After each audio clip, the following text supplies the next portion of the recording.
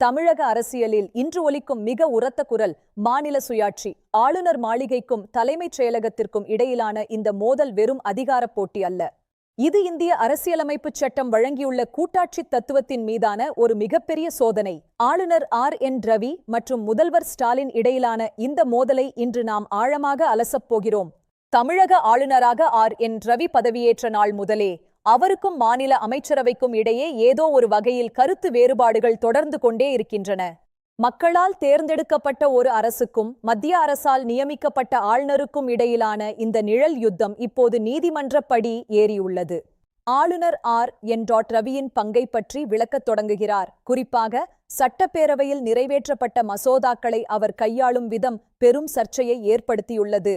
NEET விலக்கு மசோதா முதல் ஆன்லைன் சூதாட்ட தடை மசோதா வரை பல முக்கியமான சட்டங்கள் ஆளுநரின் ஒப்புதலுக்காக காத்திருந்தன அல்லது திருப்பி அனுப்பப்பட்டன. சட்டப்பேரவையின் இறையாண்மையை ஆளுநர் மதிக்கவில்லை என்பதுதான் மாநில அரசின் பிரதான குற்றச்சாட்டு. மசோதாக்களை காலவரையின்றி நிறுத்தி வைப்பது சட்ட விரோதம் என்கிறார்கள். இப்போது நாம் சட்டத்தின் பக்கத்திற்கு வருவோம். இந்திய அரசியலமைப்புச் சட்டத்தின் 123 மற்றும் 800 பிரிவுகள் ஆளுநருக்கு என்னென்ன அதிகாரங்களை வழங்குகின்றன? பிரிவு 800 படி ஒரு மசோதாவிற்கு ஆளுநர் உடனே ஒப்புதல் அளிக்கலாம் அல்லது மேலாய்வுக்காக குடியரசுத் தலைவருக்கு அனுப்பலாம். ஆனால் திருப்பி அனுப்புதல் என்பதில்தான் சிக்கல் உள்ளது. சமீபத்தில் பஞ்சாப் மற்றும் கேரளா ஆளுநர்களுக்கு எதிரான வழக்குகளில் உச்ச நீதிமன்றம் வழங்கிய கருத்துக்கள் தமிழகத்தின் இந்த மோதலுக்கு ஒரு புதிய திசையை காட்டியுள்ளன. மறுபடியும் நிறைவேற்றி அனுப்பப்படும் மசோதாக்களை ஆளுநர் நிராகரிக்க முடியாது என்பது சட்ட விதியாக மாறத் தொடங்கியுள்ளது. இது மாநில அரசுகளுக்கு ஒரு பெரிய வெற்றியாக பார்க்கப்படுகிறது. முதல்வர் MK ஸ்டாலின் தலைமை தாங்கும் அரசு ஆளுநருக்கு எதிரான தனது போராட்டத்தை தீவிரப்படுத்தியுள்ளது. சட்டப்பேரவையில் ஆளுநருக்கு எதிராக தீர்மானங்களும் நிறைவேற்றப்பட்டுள்ளன. இந்த மோதல் வெறும் அலுவலக கோப்புகளில் மட்டுமில்லை, இது வீதிகளிலும் ஒரு பெரிய அரசியல் அதிர்வலையை ஏற்படுத்தியுள்ளது. அரசியல் கட்சிகள் இதை இருவேறு துருவங்களாக பார்க்கின்றன. மத்திய மாநில உறவுகளில் இது ஒரு மிகப்பெரிய விரிசலை ஏற்படுத்தியுள்ளது.